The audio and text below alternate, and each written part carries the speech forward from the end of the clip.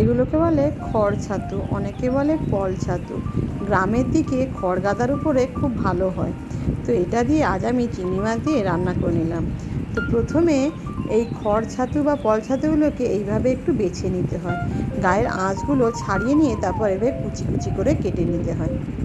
সবগুলো বেছে নেওয়ার পর আমি একটু কড়াইয়ে নুন আর হলুদ জল দিয়ে এটাকে ভাপিয়ে নেব। খুব বেশি ভাপাবো না, শুধু একটু ভাপালেই হবে। দেখুন সবে ফুটে উঠেছে, আমি এবারটাকে ড্রেন করে নিলাম। একটু ভাপিয়ে নিলে মাশরুমের গন্ধটা থাকে না। অন্যদিকে গ্যাসের ওভেন জ্বালিয়ে কড়া বসিয়ে তাতে দিয়ে দিলাম সর্ষের তেল। সর্ষের তেলে ফোড়ন দেওয়ার জন্য 2টো তেজপাতা আর 2টো শুকনো লঙ্কা দিয়ে দিলাম। শুকনো লঙ্কা আর তেজপাতা একটু ভেজে নিয়েই আমি দিয়ে দিলাম পেঁয়াজ কুচি। আর এই মাশরুম রান্না করার জন্য আমি নিয়ে নিয়েছি একটু আলু আর গাজর, ওগুলো লম্বা লম্বা করে নিয়ে নিয়েছি। একটু নুন দিয়ে এবার এগুলোকেও একটু তেলের উপর নাড়াচাড়া করে নেব। আগে থেকে চিংড়ি মাছগুলো একটু ভেজে রেখেছিলাম, সেগুলোও দিয়ে একসাথে এইভাবে নাড়াচাড়া করতে থাকবো।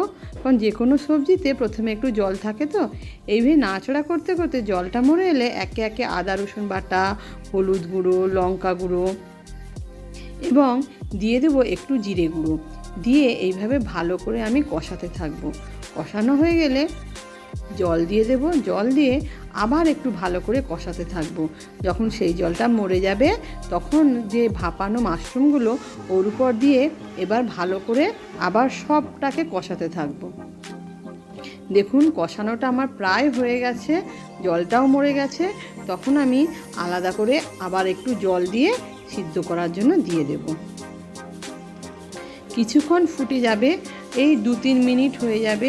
2-3 মিনিট ফুটে গেলে জলটা যখন দেখব মরে এসেছে, তখন কি করব, কিছু টমেটো কুচি দিয়ে দেব, দিয়ে আবার এইভাবে একটু নাড়াচাড়া করে নেব।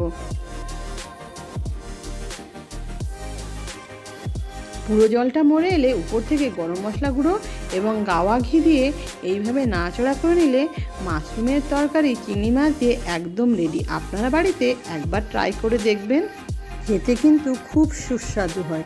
আমার ভিডিওটা ভালো লাগলে একটা লাইক দিয়ে দেবেন।